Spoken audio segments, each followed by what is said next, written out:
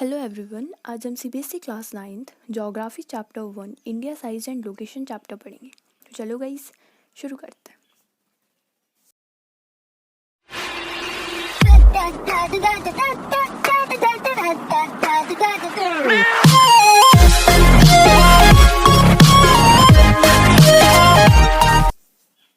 तो पहले हम इंडिया के साइज़ के बारे में जान लेते हैं।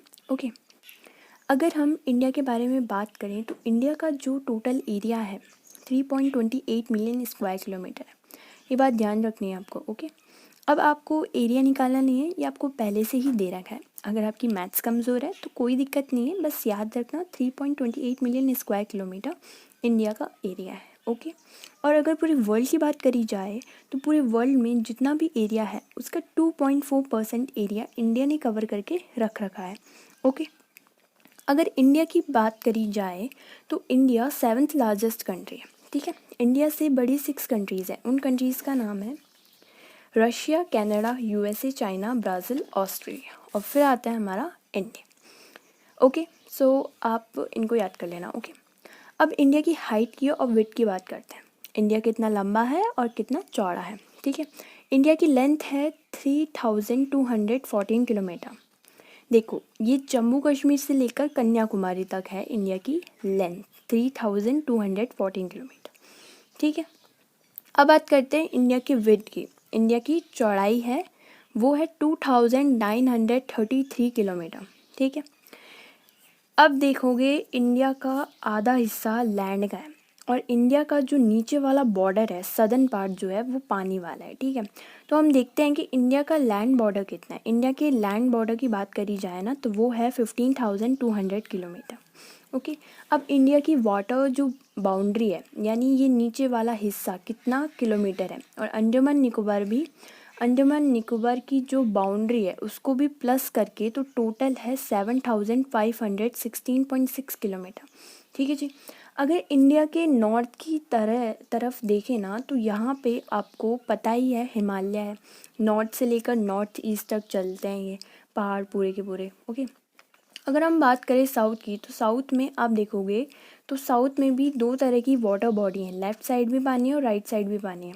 ओके, यानी ईस्ट में जो वाटर है उसे हम कहते हैं बे ऑफ बंगाल, और बे ऑफ बंगाल में एक आइलैंड है हमारे इंडिया का ही एक आइलैंड है जिसको कहते हैं हम अंडमान एंड निकोबार। ठीक है, और दूसरी तरफ यानी साउथ वेस्ट की तरफ जो ओशन है, जो पानी है, वो है हमारा अरेबियन सी, और उसमें भी एक आइलैंड है जिसका नाम है लक्षद्वीप। और लक्षद्वीप को मैं आपको बता दूँ कोरल आइलैंड भी बोला जाता है। ठीक है, छोटे छोटे हैं आइलैंड हैं, 36 आइलैंड है। अगर बात करो लक्षद्वीप के अंदर तो याद रखना, अगर आपको आगे की ये बताओ कोरल आइलैंड ऑफ इंडिया किसको कहा जाता है तो कंफ्यूज मत होना, वो लक्षद्वीप को ही कहा जाता है। ओके, अब बात करते हैं इंडिया के पड़ोसी देश की कि इंडिया के पड़ोस में कौन कौन सी कंट्री हैं। ठीक है, एंड एक तो आपको पता ही होगा पाकिस्तान की, तो कोई भी भूल ही नहीं सकता है। ठीक है, एक हमारा पाकिस्तान पड़ोसी हो गया, एक हमारा चाइना पड़ोसी हो गया, एक नेपाल पड़ोसी हो गया, भूटान हो गया, बांग्लादेश हो गया, म्यांमार हो गया और अफ़गानिस्तान हो गया, और नीचे आप श्रीलंका भी देख सकते हो। ओके, अच्छा एक और चीज़ है, छोटी चीज़ है पर याद रखनी है आपको, बार बार उससे रिलेटेड क्वेश्चन आते हैं। ये देखो, इंडिया और ये श्रीलंका, इनके बीच में एक रास्ता है। तो अपने रामायण तो देखी होगी, तो रामायण में हनुमान जी बनाते हैं, एक रास्ता बनाते हैं, पत्थर लगा लगा के एक रास्ता बनाते हैं, तो उसको हम पल्क स्ट्रेट कहते हैं, गुल्फ ऑफ मन्नार भी कहते हैं। याद रखना ये चीज़। ठीक है, तो आपको याद रखना चाहिए, हमारी हिस्ट्री है तो रामायण में यहीं से पत्थरों से रास्ता बनाया था पूरी की पूरी वानर सेना को लंका ले जाने के लिए। ठीक है, ओके, अब हम बात करते हैं यूनियन टेरिटरीज़ की। अब ये यूनियन टेरिटरीज़ क्या होता है पहले मैं आपको वो बता देती हूँ।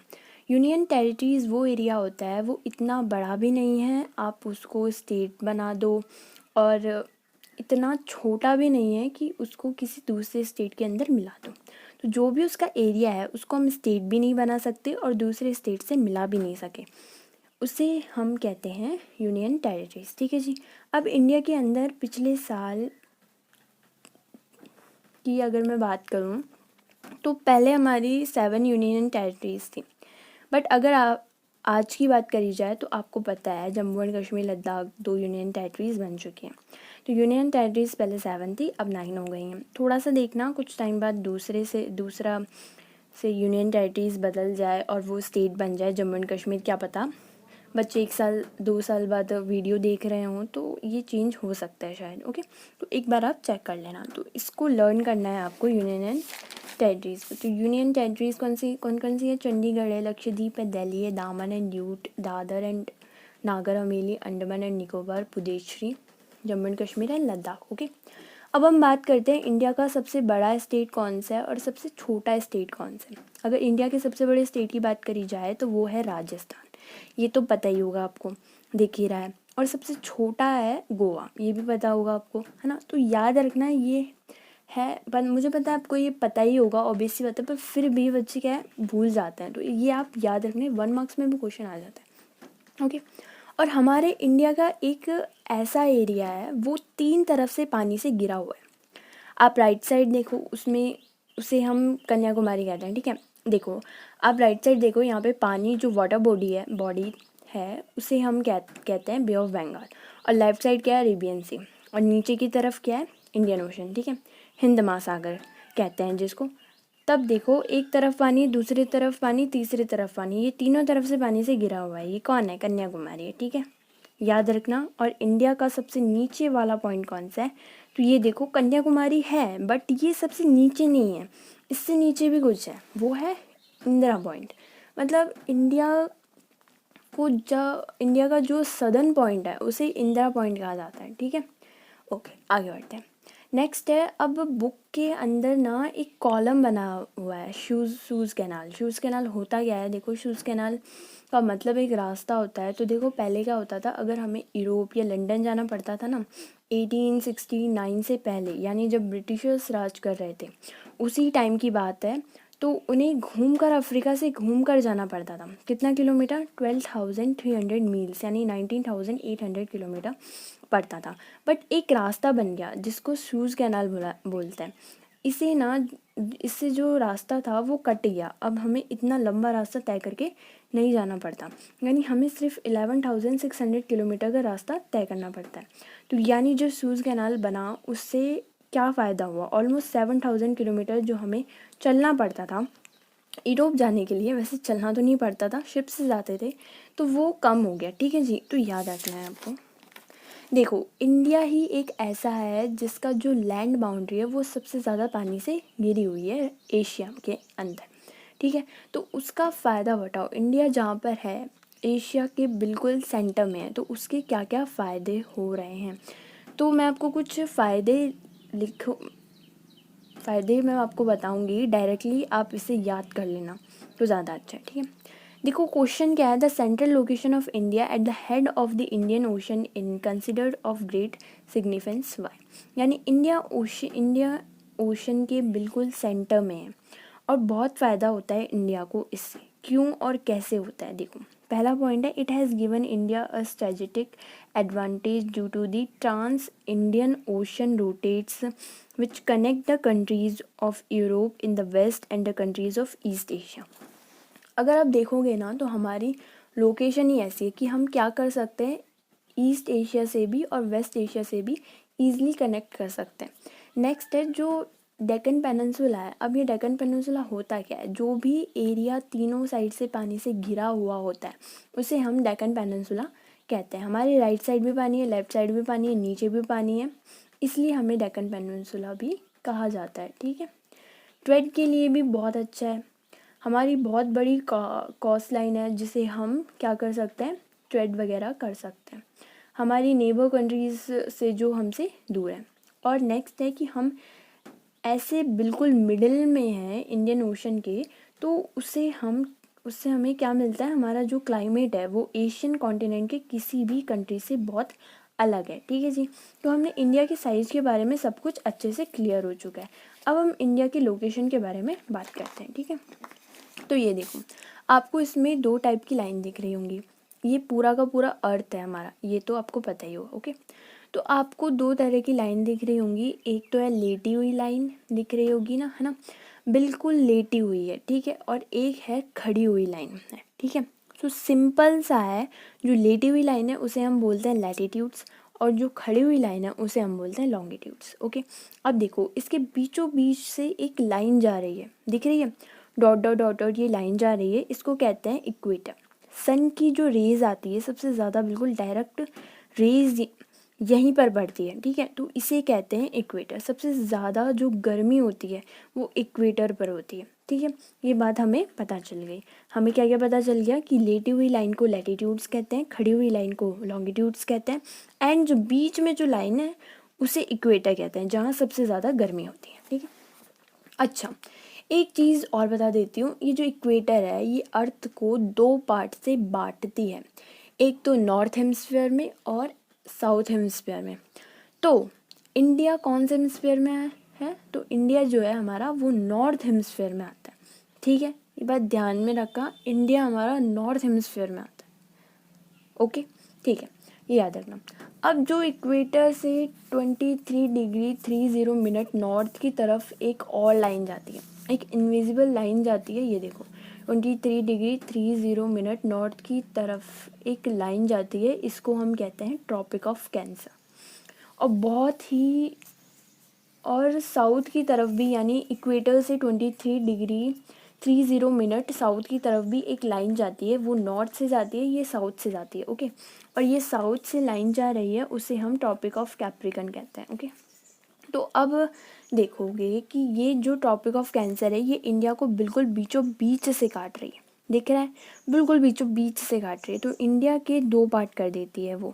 तो अब इंडिया को ये 2 पार्ट में काट देती है, तो सबसे पहले हमें ये जानना पड़ेगा कि जो ट्रॉपिक ऑफ कैंसर है इंडिया के कौन कौन से स्टेट से होके जाती है, समझ रहे हो। तो पहले आप मैप में देखो ये कौन कौन सी स्टेट क्रॉस कर रही है, ये गुजरात, राजस्थान, मध्य प्रदेश, झारखंड, छत्तीसगढ़, वेस्ट बंगाल, त्रिपुरा और मिजोरम, इन सारी की सारी स्टेट से ये जा रहा है। अब ये आपको लर्न करना है, ये एग्ज़ाम में पूछ लिया जाता है। ओके, तो अब देखो ये जो लैटिट्यूड है, ये वाला लैटिट्यूड है, ये इंडिया को बिल्कुल ऊपर वाला, यानी जो नॉर्थन पार्ट बिल्कुल यहाँ पर टच कर रहा है, ठीक है। और ये नीचे जो आपको लाइन दिख रही है वो बिल्कुल साउथर्न मोस्ट पे टच कर रहा है, और जो आपको लेफ़्ट साइड में ये जो लाइन दिख रही है ये बिल्कुल वेस्ट में बिल्कुल टच कर रहा है, और राइट में जो है ये ईस्ट में सबसे ज़्यादा ईस्ट वर्ड पॉइंट पे ये टच कर रहा है, ठीक है। अब ये है कितना डिग्री, ये राइट साइड वाली जो लाइन है वो कितना डिग्री पे आ रही है, ये साउथ वाली, नॉर्थ वाली, ईस्ट वाली कितने डिग्री पर आ रही है, सबसे आपसे पूछ सकते हैं ये, तो ये भी जानना ज़रूरी है, तो पहले इसको जान लो। तो इंडिया का नॉर्थ मोस्ट लैटिट्यूड कितना है? 37 डिग्री 6 मिनट नॉर्थ, ठीक है। नॉर्थ क्यों? क्योंकि हम नॉर्थ वाले हेमिस्फीयर में आते हैं। अब साउथ मोस्ट लैटिट्यूड है वो कितना है? वो है 8 डिग्री 4 मिनट नॉर्थ। नॉर्थ क्यों? इंडिया नॉर्थ हेमिस्फीयर में आता है, ठीक है। अब हम वेस्ट साइड बात करें, जो हमारा लॉन्गिट्यूड है वो है 68 डिग्री 7 मिनट ईस्ट है। ईस्ट क्यों है वो मैं आपको बताऊंगी। देखो ये आपको दिख रहा है, ये नीचे की साइड हो गया साउथ, ऊपर हो गया नॉर्थ, राइट राइट साइड पूरा ईस्ट है और लेफ्ट साइड पूरा वेस्ट है, तो हम ईस्ट में आते हैं, तो ये भी ईस्ट हो गया, 68 डिग्री 7 मिनट ईस्ट। ओके, समझ में आ गया। और अगर ईस्ट साइड की बात करी जाए, वेस्ट की बात करी जाए, अभी हमने ये 68 डिग्री 7 मिनट ईस्ट, और ये राइट साइड में जो है वो है 97 डिग्री 25 मिनट ईस्ट, ठीक है। ऊपर वाले नीचे वाले में नॉर्थ नॉर्थ ही आएगा। ओके, अब ईस्ट और वेस्ट वाले में ईस्ट ही आएगा, क्यों? क्योंकि ईस्ट हेमिस्फीयर में आता है, ठीक है। ये बात क्लियर हो गई। अब देखो हमने पहले देखा था कि एक ट्रॉपिक ऑफ कैंसर है वो इंडिया को हॉरिजेंटली 2 पार्ट में बांटती है, तो ऐसे ही एक लाइन होती है जिसको हम कहते हैं स्टैंडर्ड मेरिडियन, याद रखना, ये इंडिया को वर्टिकली 2 पार्ट में बांटती है। अब देखो बुक के अंदर एक क्वेश्चन है, जो सन है वो राइट साइड ईस्ट की साइड उगता है, तो मान लो मैं आपको एक चीज़ बता दूं कि अरुणाचल प्रदेश वो ईस्ट में है और गुजरात वेस्ट साइड में। इनके टाइम में 2 घंटे का डिफरेंस है, क्यों? क्योंकि सूरज ईस्ट में पहले उगता है, अरुणाचल प्रदेश में मान लो पहले 10 बजेंगे और गुजरात में 12 बजेंगे, बट फिर भी आप नोटिस करोगे कि इंडिया में हर जगह टाइम एक जैसा ही होता है लगभग। ठीक है, इंडिया में हर जगह टाइम एक जैसा इसलिए होता है क्योंकि हमारा जो टाइम है ना वो कहाँ से लिया जाता है, बीचों बीच में से जो स्टैंडर्ड मेरिडियन में एक जगह आती है जिसको हम मिर्ज़ापुर कहते हैं। मिर्ज़ापुर आपको पता ही है यूपी में आता है, तो यहाँ से हमारा मिर्ज़ापुर से हमारा टाइम तय होता है। जितना टाइम मिर्ज़ापुर में हो रहा होगा वो ही टाइम पूरा इंडिया में हो रहा होगा, बस कुछ जगह ही बचती होंगी। ठीक है, क्लियर हो गया। तो अब 2 घंटे के अंदर कैसे हैं पहले ये जान लेते हैं। देखो ध्यान से सुनो, 97 डिग्री 25 मिनट ईस्ट और 68 डिग्री 7 मिनट, इन दोनों को माइनस करोगे ना तो अप्रोक्स 30 डिग्री आएगा, है ना। 97 में से 68 माइनस करोगे तो अप्रोक्स 30 डिग्री आएगा, लगभग 30 डिग्री ही आएगा। तो 1 डिग्री जो सूरज की रोशनी है उसको 1 डिग्री कवर करने में लगता है 4 मिनट। तो 30 डिग्री कवर करने में कितने मिनट लगेंगे, 30 × 4, मैथ्स भी आनी चाहिए बॉस, मैथ भी इम्पॉर्टेंट है 9th में। तो 30 × 4 हो गया 120 मिनट्स। तो 120 मिनट्स कितना होता है, 2 घंटे। तो आपको समझ आ गया होगा कि गुजरात और अरुणाचल प्रदेश में 2 घंटे का डिफरेंस क्यों है, क्योंकि 1 मिनट को कवर करने में 4 मिनट लगते हैं। तो 30 डिग्री को कवर करने में कितने लगेंगे, 120 मिनट्स, यानी 2 घंटे। ओके जी, आई होप आपको ये क्लियर हो गया होगा। तो एक चीज़ मैं आपको और बता दूँ जो आपके हमेशा काम आएगा, जितने भी स्टेट है ना इंडिया के अंदर उन सबको नाम आपको याद होने चाहिए, एक एक स्टेट के नाम आपको लर्न होनी चाहिए, बहुत ज़्यादा हेल्प करेगा आपको 9th में। तो अब आप आगे वाले चैप्टर्स को देखोगे तो बहुत टफ होते जाएंगे मैथ वाइज। तो आपको ये क्लियर है ना, तो बहुत ज़्यादा बेस्ट रहेगा। अभी लर्न करके चलो, अगर बात के ऊपर छोड़ दिया कि बाद में लर्न करेंगे तो कोई फ़ायदा नहीं है, क्योंकि आगे के चैप्टर्स टफ हैं। ओके, सो आई होप आपको ये चैप्टर समझ में आया होगा। कोई भी डाउट हो आपको तो आप मुझे कमेंट सेक्शन में पूछ सकते हो। Okay, so thank you so much guys for watching the video.